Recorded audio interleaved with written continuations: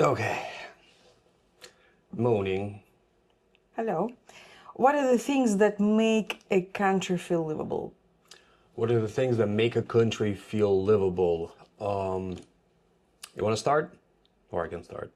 You can, I think. I can start. Okay. So I guess first of all, it depends on whether you're a citizen of that country or not, or if you're an expat like us. That does make a big difference. Like for example, if I'm in one of the countries whose passports I hold, it feels very different. You know, it feels like you're kind of, I don't know. When you're an expat, you're obviously a foreigner, you're obviously a guest, and a lot of things aren't expected from you. So there's less expectations from you when you live abroad.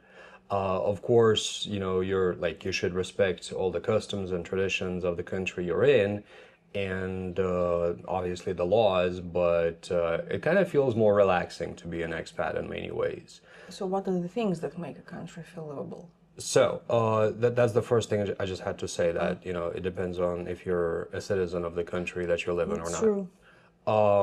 And having said that, what are the things that make a country feel livable? It depends on the factor, right? First factor is the climate, right? Like even though I'm from Russia, I'm really not a fan of having winter for half a year, right? Like Moscow is a really cool city. It really is. It's clean, it's safe. The weather's great usually between April and October. I mean, some summers are worse than others, like this one, but Sometimes we have snow in June. yeah, like this year, unfortunately, it doesn't really happen often, like really often. Matter of fact, I don't remember that ever happening in my like during my lifetime. I've never 2017. I wasn't in Russia for that year. I remember I that. was in Seattle for that year, but yeah. So climate's important. I don't like snow. I've seen enough snow. Every single person who tries to get me to snowboard and stuff, I'm just like, I don't do snow. Seriously. But then if you live like I couldn't live in Singapore either. It's just way too moist or humid for me. You know, it's just like when can I walk around, you know? So climate's a factor. I'm listening to you, but What do you think? climate it is a factor, but I'm, let's say, we are a little bit different at that point because I'm okay with the snow, but yes, but not for like half a year, of You're from course. Siberia. I'm from Siberia. It is beautiful. Winter is beautiful in Siberia. It's sunny. It is a lot of sun there. Send me a It's photo. beautiful. Send me a picture. It is beautiful. I might put it on And my. it's dry, you know, so, and we have central heating, so you feel warm at home. I mean, yeah, actually, Russia does have central heating, so all the apartments are warm. Unlike what some people think, that like Russia's just cold all the time. How do people live? Easy. Yes. You have central heating. You wear a t-shirt and shorts and slippers at home, just like you would in a warm country, you know? So yeah, we're different here. I don't do I snow. miss seasons, I think seasons to are be overrated. honest, because I love spring and sometimes autumn. If it's dry, I'm okay with autumn. I'm okay So, with autumn. I like spring too, but I dislike winter so much that I would much rather live in a tropical country, and it yeah. does make my MS feel. And when it's too hot, for me, it's really hard. I Too understand. hot and humid. That's why for me it was hard to live in Da Nang, for In example, in Vietnam, Vietnam. yes. I mean, same. I don't like high humidity either. While I still prefer it to winter, definitely like Chiang Mai better. So climate's one important factor, and that depends on your preferences. Second important factor is crime. Oh yeah. Right. We've actually never lived, like together at least, we never lived in a place with a high crime rate, but it does feel nice to be able, like, to know that if you come home at like 10, 11 p.m., 1 a.m., 2 a.m. in the morning, like nothing's going to happen to you. You're not going to get robbed or anything. And generally, like Russia, when we lived there at least, I don't know what things are like now. I haven't lived there for 4 years. Vietnam, for sure. Most Asian countries are quite safe. And with a notable exception of certain cities like Manila, you know, most cities in Asia, most large cities in Asia are rather safe. You know, some more than others, like Tokyo more, Seoul more, Singapore, Hong Kong more safe. Ho Chi Minh and Manila definitely no, like except for a few areas like Makati. So that's the second thing. What else makes a country feel livable? Vibe. The vibe, yeah, yes. You know, if you have And I wouldn't say about the country because a country can have like different cities. that's very true actually. Like in Vietnam, I love Hanoi much better than Ho Chi Minh City, for example. And no way I would live in Ho Chi Minh. Yeah, yeah, yeah. No way. But Hanoi is okay. I can consider. The thing is, some like many people feel the other way around. Actually, many people prefer Ho Chi Minh City to Oh, Hanoi. really? Yes, yes. It's hot as fuck. Well, yeah, Saigon kind of has two seasons, like hot and hot and wet. But Hanoi, the air is crap in Hanoi, and it does But get vibe in very Hanoi. hot. But the vibe is, yeah, I agree. I like the vibe in Hanoi better too. Yeah. But yeah, like in the Philippines, I could see myself living in the Philippines. I would never live in friggin' Manila. Makati, sure, maybe. But Like Thailand, for example. I wouldn't love to live in. I don't want to live in Bangkok, for example. It's see, I know I like Bangkok actually. I like Bangkok a lot. despite the fact that I love big cities. Like I love Moscow, I love Hong Kong. I What love don't you like about I don't know Bangkok? vibe, how I feel there. Yeah, and it's too hot actually. It is pretty hot, but I don't know. I'm quite the opposite. So, but Chiang Mai is nice. I love Chiang Mai. So you, It's very chill here. like from the first visit, you know, Yeah, you come here and you feel it. Just yeah. It's relaxed. It's pretty. Like there's quite artsy neighborhoods here. People are pretty creative. Great coffee. But Phuket, for example, is also Thailand, the same country, but I don't like it. Same. You know, the vibe, because of the vibe, I think. Yep, agreed. The next important thing, other than the vibe, I think, is just and this is more relevant to a country than a city. So, vibe city-wise, I think it's more like relevant to cities than the country itself.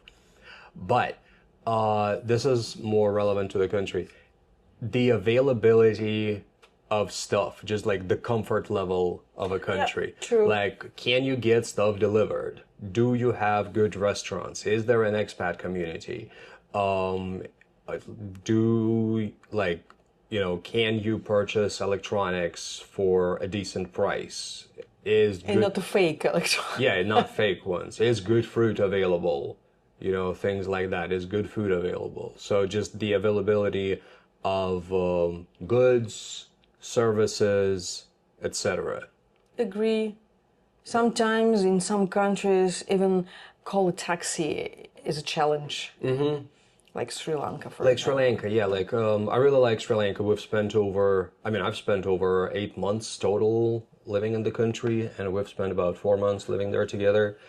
And whereas the nature there is amazing. I mean, God, that country is gorgeous. It's so beautiful, and you have just wildlife everywhere, monkeys, peacocks. Like you literally have And the peacocks vibe on your there roof. is like make you feel like livable. The Yeah, country, it's very make livable. the country feel livable. But- yeah, It does feel kind of like a big village, really, you know, and you don't really have good dental services. You don't really have great medical services. coffee is unfortunately. impossible to find a good coffee there. Good coffee is very hard to find in Sri Lanka, unfortunately. Remember when we arrived in Kuala Lumpur? Oh, God, After yeah. 4 months in Sri Lanka, after their power cuts, etc., and we arrived in Kuala Lumpur, and the first I saw in the airport was Starbucks, and I was so happy. I'm not a fan of Starbucks, but wow, civilization is here. So, yeah, I mean, Sri Lanka is livable, but it is very rural, very. So, it depends. I would say most things do depend on your priorities, and you always have to, have to do your own research. Political stability, by the way, here's another important factor. Because we were in Sri Lanka during the time of crisis when we left, actually. And we started experiencing power cuts up to 12 hours per day. Yeah. And we lived through that. Like, you can't keep any food in the fridge, you can't. You can work because your Can't work. battery on your laptop it just cannot work so long. There's no way you can charge it. So I'm not like we weren't quite sure what to do there, and then really troublesome things started happening. Like there was no fuel in the country, no gas. We barely were able to get to the airport in the end, and then like the president was overthrown, and that happened already after we left. But it was bad. So political stability is important. What else? I think you listed like the main things. Probably. And of course, it depends on your personal Personal preferences. Yeah. preferences and your because, like for example, I don't like Phuket. I don't like vibe there, but there are a lot of people who love it, Who prefer it? who Yeah. prefer it. It's like Moscow, for example. True. People split into two categories: who love it and who like hate it. Yeah. And like also I guess it depends on like the size of the country. Like in the US, like you've never been to the US, but is the US livable? Well, it depends. Like, Detroit or Baltimore is one thing, have certain good things about them, have a lot of issues, both of those cities. LA, like California overall, is completely different. The climate will be, for me, it's perfect. But there's other things, like prices are just crazy in California. Taxes, of course, are ridiculous. Things like that. Texas.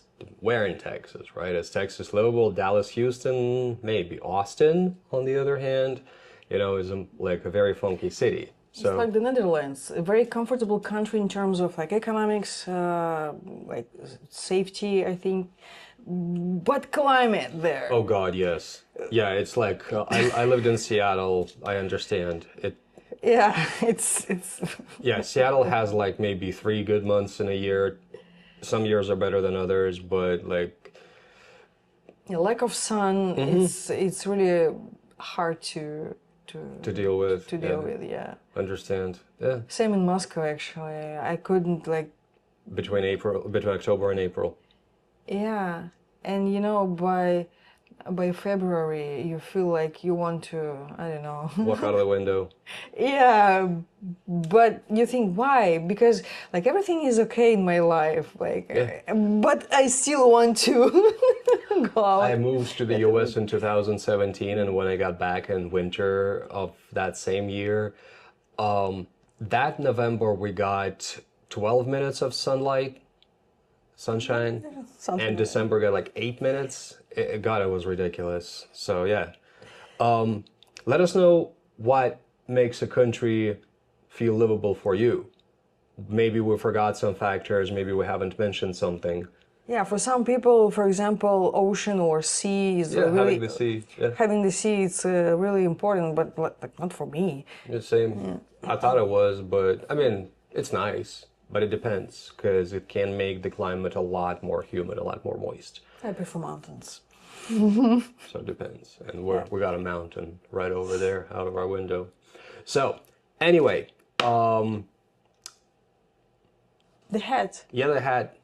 It's my turn, right? So yeah, and by the way, every day we pull a question out of the hat, and if you got a question that you want us to kind of discuss and talk about, drop a comment, and we'll do it. And our next one for the day is How most people actually bad at the relationships. Are most people actually bad at relationships? That's a pretty good one. The answer is yes. Yeah, the answer is yes, but there are nuances. So thank you very much for watching. Don't forget to give this video a like and subscribe to The Hat, and we'll see you tomorrow.